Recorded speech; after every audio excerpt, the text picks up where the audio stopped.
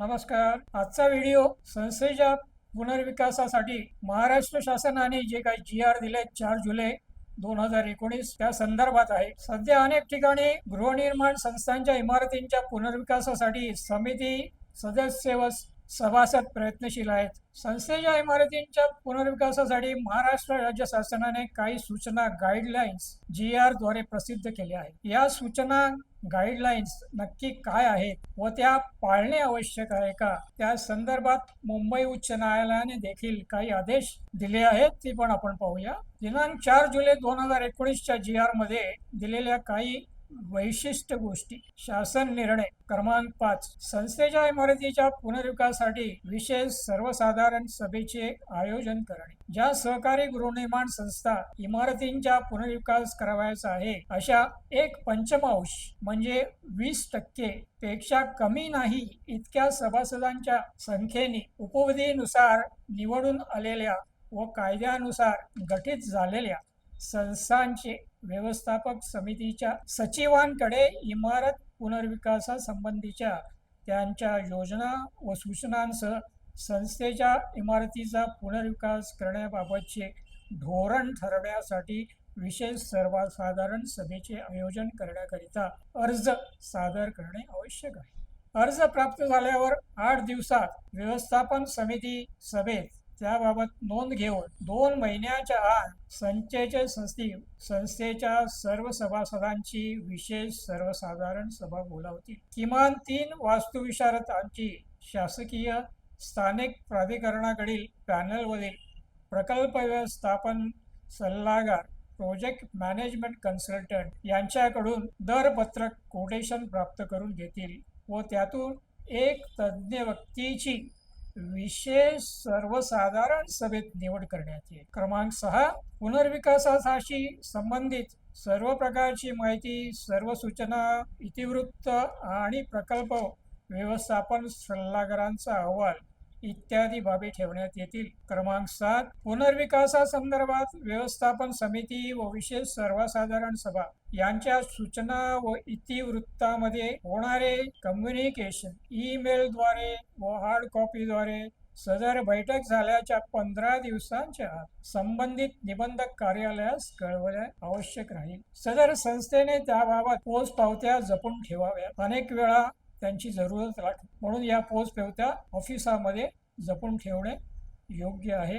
क्रमांक 10, विशेष सर्वसाधारण सभेत घ्यावयाचे निर्णय. सहकारी गृहनिर्माण संस्थांच्या इमारतींच्या पुनर्विकासासाठी आयोजित केलेल्या विशेष सर्वसाधारण सभेचा कोरम हा संख्येच्या एकूण सभासद संख्येच्या 2/3 इतका राहील. कोरमची पूर्तता न झाल्यास सभासदांना संस्थेच्या इमारतींच्या पुनर्विकासासाठी रस नाही असे समजून सभा रद्द करण्यात येईल व सदरचा विषय पुन्हा 3 महिन्यापर्यंत विशेष सर्वसाधारण सभेपुढे मान्यतेसाठी आणता येणार नाही. विशेष सर्वसाधारण सभेच्या पुनर्विकासाच्या सर्व सभासदांच्या सूचना, शिफारसी, हरकती या विचारात घेतल्या जातील व सर्व सभासदांनी याबाबत केलेली मते ही सभेच्या इतिवृत्तात नावासह नमूद करण्यात येतील. या सर्वसाधारण सभेत संस्थेचा पुनर्विकास करावयाचा किंवा कसे याबाबतचा प्राथमिक निर्णय संस्थेचे एकूण सभासद संस्थेच्या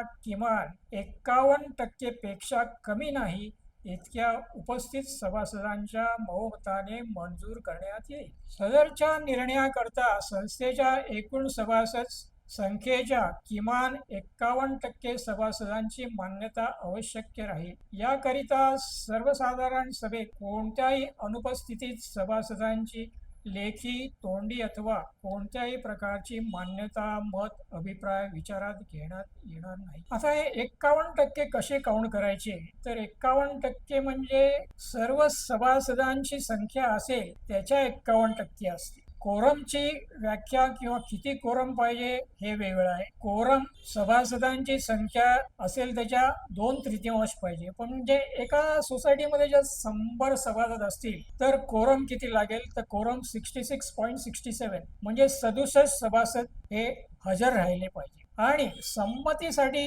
100 सभासदांमध्ये 51% म्हणजे 51 सभासदांची संमती पाहिजे. म्हणजे कोरम जरी 67 असलं तरी 67 सभासद जरी हजर झाले तरी 51% संमती म्हणजे 67 सभासदांमधले 51 सभासदांनी मान्यता द्यायला पाहिजे. हे अगदी क्लिअर आहे. क्रमांक 10 पुनर्विकासाच्या मान्यतेच्या निर्णयानंतर वर नमूद केल्यानुसार विशेष सर्वसाधारण सभेच्या मान्यतेने खालील नमूद केल्याप्रमाणे कामकाज केले जाईल. इमारत पुनर्विकासाच्या कामासाठी शासनाने स्थानिक प्राधिकरणातील पॅनलवरील तज्ज्ञ व अनुभवी वास्तुविशारद प्रकल्प व्यवस्थापन सल्लागार यांची निवड करण्यासाठी त्यांनी करावयाच्या कामाच्या बाबी, अटी व शर्ती निश्चित करतील या सभेमध्ये. क्रमांक 12 नुसार पुनर्विकासाच्या कार्यवाही करता सभासदांची लेखी संमती पत्र घेणे. वर नमूद केल्याप्रमाणे विशेष सर्वसाधारण सभेमध्ये संस्थेचा पुनर्विकास करण्याबाबतचा निर्णय एकूण सभासदांच्या 51% पेक्षा कमी नाही इतक्या बहुमताने पारित झाल्यानंतर व्यवस्थापन समितीचे पुनर्विकासासंबंधीचे पुढील कार्यवाही करण्याकरिता पुनर्विकासाच्या ठरावाच्या बाजूने मत नोंदवणाऱ्या सभासदांची लेखी संमतीपत्रे घेणे आवश्यक राहील. क्रमांक 13 नुसार वास्तुविशारद प्रकल्प व्यवस्थापन सल्लागार यांना नियुक्तीपत्र देणे. संस्थेचे सचिव विशेष सर्वसाधारण सभेत निवड केलेले वास्तुविशारद प्रकल्प व्यवस्थापन सल्लागार यांना संस्थेच्या सभेच्या तारखेनंतर 30 दिवसांच्या आत त्यांना नियुक्तीपत्र देतील व सर्वसाधारण सभेमध्ये मंजूर झालेल्या शर्ती व अटीनुसार समिती वास्तुविशारद प्रकल्प व्यवस्थापन सल्लागार यांच्याशी करार करतील. आता आपण प्राप्त निविदांची यादी जाहीर करण्यास संदर्भात बघूया. संस्थेचे सचिव निविदा मिळण्याच्या शेवटच्या दिवशी किती निविदा प्राप्त झाल्या याची यादी करून संस्थेच्या नोटीस बोर्डवर प्रकाशित करतील. संस्थेचे सचिव निविदा प्राप्त होण्याच्या शेवटच्या तारखेनंतर 15 दिवसांच्या आत संस्थेच्या व्यवस्थापन समितीची सभा बोलावतील. सदर सभेत निवेदिकार अथवा त्यांचे अधिकृत प्रतिनिधी व संस्थेतील इच्छुक सभासद यांना उपस्थित राहण्यास मज्जाव करता येणार नाही. प्राप्त झालेल्या निविदा सभेत उपस्थित असलेल्या सर्वांसमक्ष उघडण्यात येतील. वास्तुविशारद प्रकल्प व्यवस्थापन सल्लागार सर्व निविदांची छाननी करून तुलनात्मक तक्ता तयार करतील व प्राप्त निविदाधारकांची गुणवत्ता, प्रतिष्ठा, अनुभव व स्पर्धात्मक दर इत्यादी बाबी तपासून कमीत कमी 3 निविदा प्राप्त झाल्या असल्यास सदर निविदा विशेष सर्वसाधारण सभेमध्ये ठेवण्यासाठी मंजूर करतील. तथापि 3 पेक्षा कमी निविदा झाल्यास प्रथम किमान 1 आठवड्याची मुदतवाढ द्यावी. अशी मुदतवाढ दिल्यानंतर देखील 3 पेक्षा कमी निविदा प्राप्त झाल्यास दुसऱ्यांदा 1 आठवड्याची मुदतवाढ द्यावी. तरी देखील 3 पेक्षा कमी निविदा प्राप्त झाल्यास जेवढ्या निविदा प्राप्त झाल्या आहेत तेवढ्या निविदा विशेष सर्वसाधारण सभेसाठी मंजूर करण्यात येतील. आता विकासाच्या निवडी संदर्भात सर्वसाधारण सभेची निबंधक कार्यालयाकडून अधिकृत अधिकारी नियुक्त करणे. संस्थेच्या व्यवस्थापन समितीने वास्तुविशारद प्रकल्प व्यवस्थापन सल्लागार यांच्या मदतीने निवड केलेल्या निविदांमधून एका विकासकांची त्याचा अनुभव, गुणवत्ता, आर्थिक क्षमता, तात्विक क्षमता व स्पर्धात्मक दर इत्यादी विविध कसोट्यांच्या निवड करण्यासाठी संस्थेची विशेष सर्वसाधारण सभा बोलवण्यात येईल. व्यवस्थापन समितीने सदरची विशेष सर्वसाधारण सभा सहकारी संस्थांच्या निबंधक कार्यालयांच्या प्रतिनिधीच्या उपस्थितीत होण्यासाठी प्राधिकृत अधिकारी नियुक्त करण्याकरिता निबंधकांकडे सभासद यादीसह 7 दिवसांच्या आत अर्ज सादर करावा. त्यावर निर्णय घेऊन निबंधक प्राधिकृत अधिकारी यांची नेमणूक करतील. निवडक विकासक किंवा त्यांचे सहयोगी किंवा सहाय्यक यांचा महारेराकडे किमान एक प्रकल्प नोंदणीकृत असणे आवश्यक राहील. निविदा अंतिम करण्यासाठी विशेष सर्वसाधारण सभा बोलावणे. संस्थेचे सचिव विकासकाच्या नियुक्तीकरता प्राधिकृत अधिकारी नियुक्तीनंतर 1 महिन्याच्या आत त्यांचे पूर्व परवानगीने वेळ व ठिकाण निश्चित करून विशेष सर्वसाधारण सभा बोलावतील व त्या सभेची विषय पत्रिका सर्व सभासदांना 14 दिवस अगोदर हस्तवितरण व डाक देय पोस्टाने पाठवून तसेच भारताबाहेर राहणाऱ्या सभासदांना ईमेलद्वारे पाठवून त्याची पोचपावती संस्थेच्या दप्तरी ठेवतील. सदर विषय पत्रिका पुनर्विकास कामाकरिता तयार करण्यात आलेल्या संस्थेच्या संकेतस्थळावर अपलोड करतील. सभेपुढे त्या निविदा सादर करण्याच्या आहेत त्यांचे अधिकृत प्रतिनिधी उपस्थित असल्याबाबत निबंधकात कार्यालयाचे प्रतिनिधी खात्री करतील. तसेच विशेष सर्वसाधारण बैठकीचे संस्थेच्या खर्चाने व्हिडिओ चित्रीकरण करण्याची व्यवस्था करतील. सदर सभेत अधिकृत सभासदांव्यतिरिक्त इतर कोणालाही उपस्थित राहता येणार नाही. यासाठी सभासदांनी सभेच्या ठिकाणी ओळखपत्र स्वतःजवळ बाळगणे अवश्य राहील. संबंधित प्राधिकरणाकडे पुनर्विकास प्रस्ताव मंजुरीसाठी सादर करताना निवसकाची निवड व इतर कामकाज वास्तुविशारद प्रकल्प व्यवस्थापन समिती यांचे कार्यालयातील अधिकृत अधिकारी यांच्या उपस्थितीत होणे आवश्यक राहील. विशेष सर्वसाधारण सभेचा कोरम नसल्यास विशेष सर्वसाधारण सभेचा कोरम हा संस्थेच्या एकूण सभासदांच्या 2/3 इतका राहील. कोरमची पूर्तता न झाल्यास सभा पुढील 7 दिवसांसाठी तहकूब करण्यात येईल व सदर सभेत पुनश्च कोरमची पूर्तता न झाल्यास सभासदांना संस्थेच्या इमारतीच्या पुनर्विकासासाठी रस नाही असे समजून सभा रद्द करण्यात येईल व सदरचा विषय पुन्हा 3 महिने पर्यंत विशेष सर्वसाधारण सभेपुढे मान्यतेसाठी आणता येणार नाही. विकासक निवडीबाबत विशेष सर्वसाधारण सभेतील कामकाज. सदर सभेत निबंधक कार्यालयातील अधिकृत अधिकारी उपस्थित राहतील व सभेतील कामकाजाचे निरीक्षण करतील. तसेच सभेच्या ठिकाणी व वेळी आवश्यक प्रतिनिधी व अधिकृत अधिकारी उपस्थित झाल्यावर वरील प्रमाणे 2/3 इतका कोरम पूर्ण झाल्यावरच सभेचे कामकाज खालीलप्रमाणे सुरू होईल. सादरीकरणासाठी निवड केलेल्या निविदा संबंधी तुलनात्मक माहिती सभासदांना दे. पुनर्विकास कामासंबंधी निविदा क्रमाने सादर करणे. निविदांचे सादरीकरण. इमारत पुनर्विकासासाठी एका विकासकाची कॉन्ट्रॅक्टदाराची अटी व शर्तीसह निवड करणे व निविदा अंतिम करणे. निवड झालेल्या विकासाकडून कंत्राटदाराकडून संमती घेणे व पुढील कामकाजाबाबत सभासदांना माहिती देणे. विकासक कंत्राटदार संस्था नियुक्ती. संस्थेच्या एकूण सभासद संख्येच्या किमान 51% पेक्षा कमी नाही इतक्या सभासदांची लेखी मान्यता घेणे आवश्यक राहील. याकरिता सर्वसाधारण सभेत कोणत्याही अनुपस्थितीत सभासदांची लेखी, तोंडी अथवा इतर कोणत्याही प्रकारची मान्यता, मत, अभिप्राय विचारात घेण्यात येणार नाही.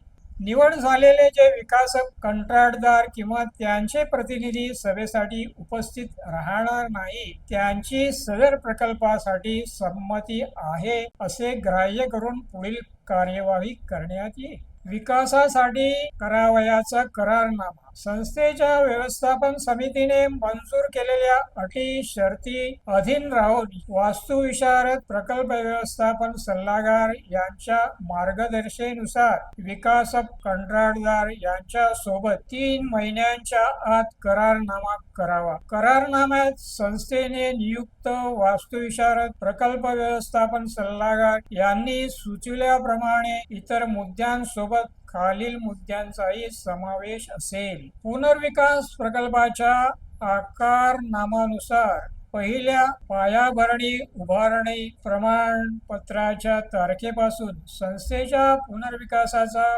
बांधकामाचा प्रकल्प पूर्ण करावयाचा कालावधी 2 वर्षापेक्षा जास्त असणार नाही व अपवादात्मक परिस्थिती 3 वर्षापेक्षा जास्त असणार नाही. पुनर्विकास प्रकल्पाचा एकूण किमतीच्या 20% इतकी बँक गॅरंटी विकासक संस्थेस देईल. विकासक पुनर्विकास कालावधीत सभासदांना शक्यतो त्या क्षेत्रात प्रकल्प पूर्ण होईपर्यंत निवासाची पर्यायी सोय उपलब्ध करून देईल किंवा सभासदांना मान्य होईल असे मासिक भाडे व डिपॉझिट देण्याची व्यवस्था करेल किंवा अशी संक्रमण शिबिरे उपलब्ध करून देईल. संस्थेसोबतचा विकास करारनामा आणि वैयक्तिक सभासदांसोबत स्थायी पर्यायी निवासी करार परमनंट अल्टरनेटिव्ह अकोमोडेशन ॲग्रीमेंट हा रजिस्ट्रेशन ॲक्ट 1908 प्रमाणे नोंदणीकृत करण्यात येईल. संस्थेमध्ये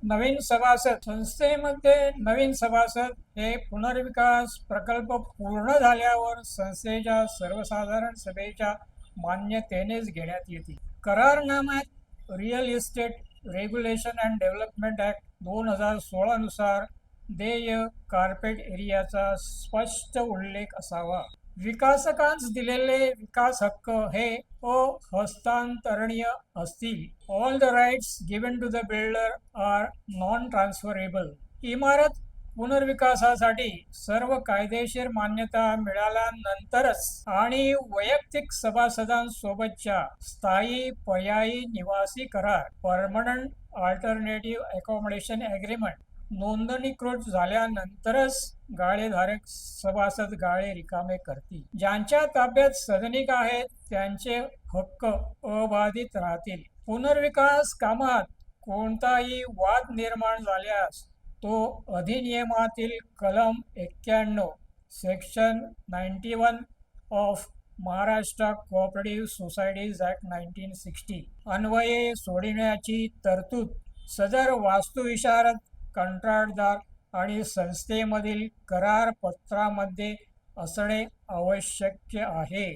all dispute regarding redevelopment will be filed under section 91 of the Maharashtra Cooperative Societies Act 1960 आणि therefore in the agreement this clause must be there.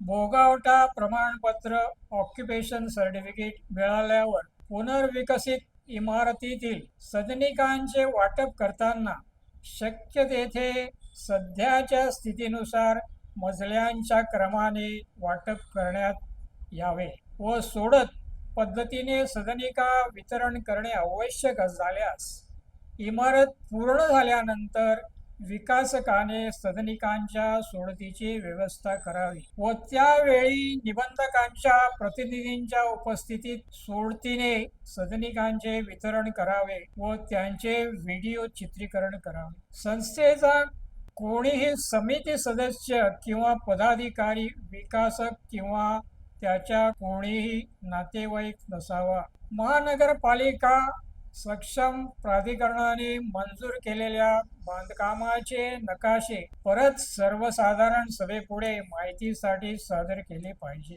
व जर एखाद्या सभासदास मान्यताप्राप्त कागदपत्रांची प्रत हवी असेल तर त्याने संस्थेकडे त्याबाबत लेखी अर्ज करावा.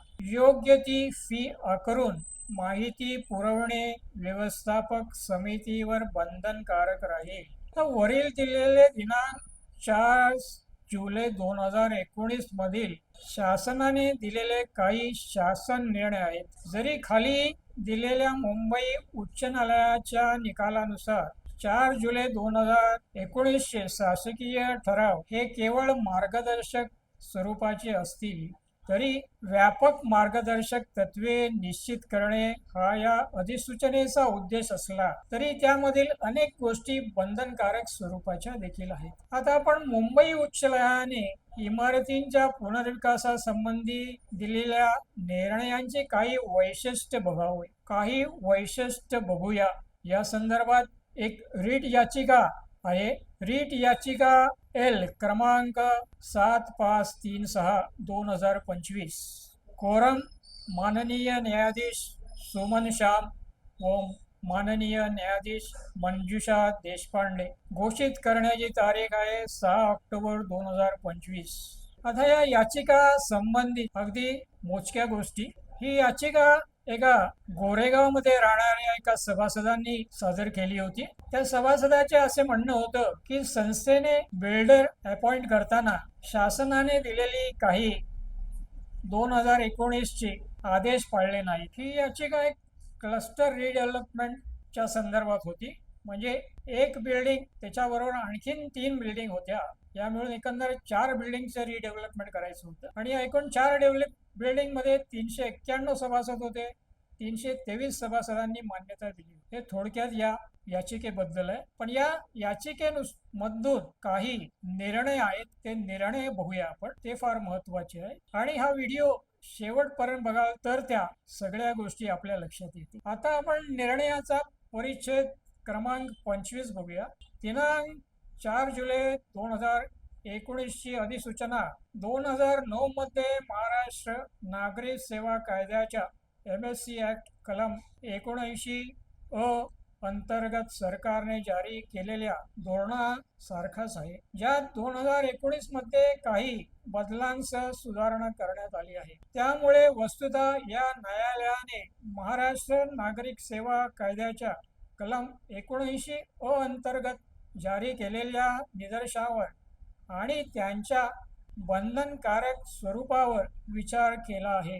या न्यायालयाने समर्थकपणे असे निरीक्षण नोंदवले आहे की पुनर्विकासा दरम्यान विविध मुद्द्यांवर प्राप्त झालेल्या सर्व तक्रारीबाबत कोणतेही ठोस धोरण नसल्यामुळे कार्यपद्धती सुव्यवस्थित करण्यासाठी व्यापक मार्गदर्शक तत्वे निश्चित करणे हा या अधिसूचनेचा उद्देश आहे.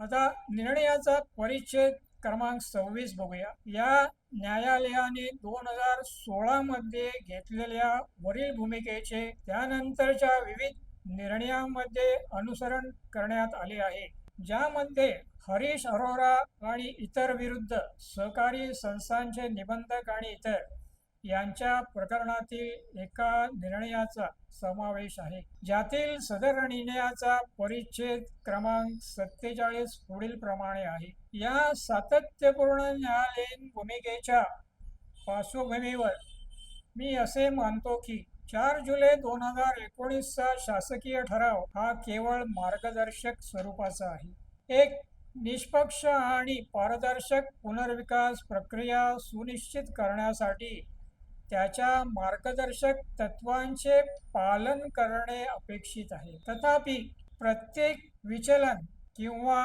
कार्यपद्धतीमधील त्रुटी स्वतःहून कारवाई योग्य ठरू शकत नाही, जोपर्यंत त्यामुळे निर्देशांच्या उद्देशांचे किंवा काही स्पष्ट वैधानिक आवश्यकतांचे उल्लंघन होत नसेल, सिद्ध होत नसेल. आदेशाचे मोठ्या प्रमाणात पालन केले, उदाहरणार्थ सदस्यांना माहिती देऊन बहुमताने मतदान करून व्यापक स्पर्धात्मक पद्धतीने विकासकाची निवड केली, तर एखादी अंकगणितीय आवश्यकता किंवा कागदपत्रांची औपचारिकता तंतोतंत पूर्ण झाली नाही म्हणून समितीला पालन करण्यात अपयश आले असे म्हणता येणार नाही. माया डेव्हलपर्स वर नमूद प्रकरणात नमूद केल्याप्रमाणे सहभाग, सूचना आणि प्रकटीकरण सुनिश्चित केले गेले असले तर ते पुरेसे आहे आणि योग्यरित्या बोलवलेल्या सभेत बहुमताचा कौल ग्राह्य धरला पाहिजे. यामुळे सहकारी संस्थेची निर्णय घेण्यातील स्वायत्तता सुनिश्चित होते, जे सहकारी कायद्याचे एक उद्दिष्ट आहे. आता निर्णयाचा परिच्छेद क्रमांक 28. रीतसर बोलावलेल्या सभेत घेतलेला बहुमताचा निर्णय हा अंतिम मानला जाईल. आता आपण या सगळ्याचे सारांश विस्तारितरित्या बघूया. वरील दिनांक 4 जुलै 19 मधील शासनाने दिलेले शासन निर्णय हे मुंबई उच्च न्यायालयाच्या निकालानुसार केवळ मार्गदर्शक स्वरूपात आहेत व अधिनियमाच्या स्वरूपात विलिनीकरण झालेले नसले तरी त्यामधील काही गोष्टी अनिवार्य आहेत. They are mandatory nature. उदाहरणार्थ, सर्वसाधारण सभा योग्य रीतीने बोलावणे, सभेत सभासदांना सर्व प्रकारची माहिती देणे, बहुमताचा कौल मान्य करणे, संस्थेच्या सर्व सभासदांच्या 51% इतक्या संख्येने मान्य करणे, सर्व सभासदांच्या निर्णयाची लेखी नोंद ठेवणे व इतर. यामुळे सहकारी संस्थेची निर्णय घेण्यातील स्वायत्तता सुनिश्चित होते, जे सहकारी कायद्याचे एक उद्दिष्ट आहे. तसेच संस्थेच्या सभेला आलेल्या निबंधक यांच्या कार्यालयातील प्राधिकृत अधिकारी यांनी संस्थेला त्यांच्या निरीक्षणाचा सविस्तर अहवाल सादर करावयास हवा व त्याची प्रत एखाद्या सभासदास हवी असल्यास योग्य तो मूल्य देऊन सभासदास देणे संस्थेवर बंधनकारक राहील. असे निदर्शनास आले आहे की समिती सदस्य नियमांचे पालन न करता प्रकल्प व्यवस्थापन सल्लागार, प्रोजेक्ट मॅनेजमेंट कन्सल्टंट, विकासक कंत्राटदार यांची नियुक्ती, वर दिलेले नियम न पाळता व मुंबई उच्च न्यायालयाने दिलेल्या निर्णयांचे पालन न करता समिती सदस्य व पुनर्विकासासाठी नेमणूक केलेली समिती सदस्य रिडेव्हलपमेंट कमिटी एकतर्फी निर्णय घेऊन प्रकल्प व्यवस्थापन सल्लागार व विकासक कंत्राटदार यांची नियुक्ती करतात व सभासदांनी हस्तक्षेप करण्याचा प्रयत्न केल्यास असे सांगतात की सर्वसाधारण सभेने त्यांना नियुक्ती करण्याचे अधिकार दिले आहेत. असे अधिकार सर्वसाधारण सभा देऊ शकते का? कारण असे केल्यास इतर सभासदांच्या हक्कांचे उल्लंघन होईल व बहुसंख्य सभासदांच्या मतदानाचे अधिकार हे सहकारी चळवळीचे मुख्य तत्व आहे, ते पार पाडले जाणार नाही. तसेच नियमानुसार प्रत्येक निर्णय हा संस्थेच्या एकूण सभासदांच्या संख्येच्या 51% मतदानानेच घेणे संस्थेवर बंधनकारक आहे व तसे उच्च व सर्वोच्च न्यायालयाच्या अनेक निर्णयामध्ये नमूद केले आहे. विशेष सर्वसाधारण सभा अशा प्रकारचे ठराव करू शकत नाही व ते केले असतील तर ते नियमबाह्य पद्धतीने केले असल्याने बेकायदेशीर ठरते. जरी असे म्हटले आहे की general body is the supreme body and the decisions taken at the general body meeting are binding on all the members, it is important to note that if the decisions are not within the provisions of the Act, the rules and the bylaws of the society, then they are null and void. Such decisions have no legal effect. पुनर्विकासासंबंधी सर्व निर्णय हे विशेष सर्वसाधारण सभेमध्येच घेणे बंधनकारक आहे. वरील दिलेल्या मुंबई उच्च न्यायालयाच्या निकालानुसार बहुसंख्येने मेजॉरिटी मेंबर्स घेतलेला निर्णय म्हणजे सर्वांनी घेतलेला निर्णय आहे व तो सर्व सभासदांना बंधनकारक आहे. तसेच काही संस्था सर्वसाधारण सभेच्या विषय पत्रिकेत खालील मजकूर लिहितात: सभेला मूळ सभासद व सहसभासद या व्यतिरिक्त इतर कोणालाही हजर राहण्याची नियमानुसार परवानगी नाही. Note, as per Government of Maharashtra notification on redevelopment of cooperative housing society dated 4 July 2019, संस्थेच्या नियमानुसार सभेला फक्त एकच सभासद उपस्थित राहू शकतो.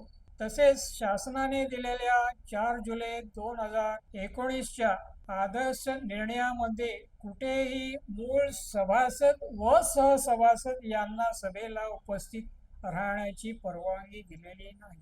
असे लिहिण्याचा हेतू सभेचे कोरम पूर्ण करणे व मतदान बहुसंख्येने झाले याची नोंद करणे हा प्रथमदर्शनीय संस्थेचा उद्देश आहे असेच दिसते. संस्था अशा प्रकारचा मजकूर सभेच्या विशेष पत्रिकेत लिहू एक प्रकारे सभासदांची दिशाभूलच करीत आहे असे म्हटले तर अयोग्य ठरणार नाही. जर एखाद्या संस्थेच्या व्यवस्थापन समितीने कुठलेही निर्णय एकतर्फी घेतले असतील तर ते वेळीच ते सुधारले नाहीत तर सदर एकतर्फी निर्णयामुळे पुनर्विकासाला कायदेशीर स्थगिती पण येऊ शकते. याचा गंभीरपणे समितीने विचार करणे अत्यावश्यक आहे. संस्थेत असेही काही पदाधिकारी, ऑफिस बेअरर आहेत जे सभासदांनी आपल्या संयुक्त सभासद जॉईंट मेंबरचे मृत्यू प्रमाणपत्र संस्थेच्या अध्यक्षांना सादर केले असता व त्याची पोचपावती एक्नॉलेजमेंट मागितली असता असे उत्तर मिळते. मी अध्यक्ष आहे, मी पोचपावती देऊ शकत नाही. हा प्रत्यक्षात आलेला माझा अनुभव आहे. मी माजी अध्यक्ष होतो. जिथे अशा प्रकारचे वर्तन आहे तिथे नियमांचे पालन कशा प्रकारे होत असेल याची कल्पना करू शकत नाही. वरील पालन पाळले तरच पुनर्विकासाची गाडी सुरळीतपणे कार्य पाडू शकेल. वरील नियमांचे पालन न केल्यास सभासदांच्या कष्टाच्या मालमत्तेचे कधीही भरून न येणारे नुकसान होऊ शकेल. इथेच आपण या संदर्भात व्हिडिओ संपवूया. धन्यवाद.